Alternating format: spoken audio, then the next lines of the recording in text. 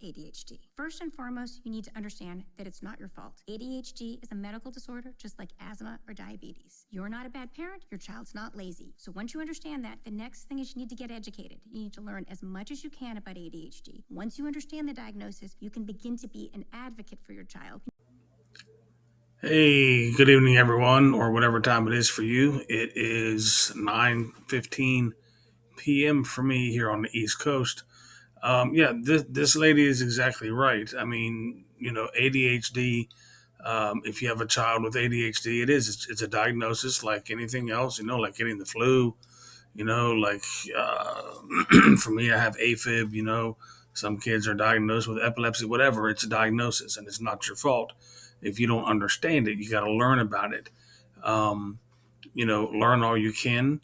Um, there's a lot of different elements to figure out and how to be better at parenting with a child with ADHD.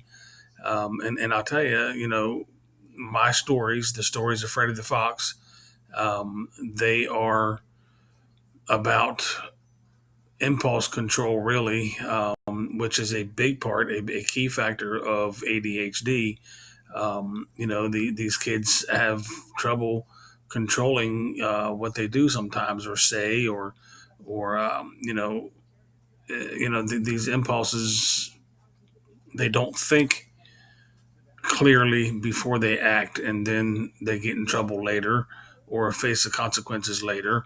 And then they think about what they did, which at that point is a little too late. But that's part of the growing pains of learning about it and how to deal with it and how to be a better parent with it and how to work with your child and how to put things in place to help your child. Like she said, putting together a team. You learn how to advocate for your child and different programs to put in place. Um, so yeah, I mean, and that's what my stories do, as far as showing you some of the things, like my son, what I dealt with my son, some of the choices that he made. Impulse control was a big thing with him.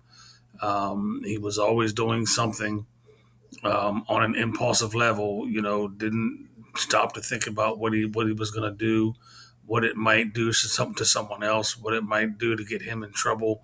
And he never thought about what the after effects of his choices would be, and that's part of, again, the impulse control, and that's part of the ADHD.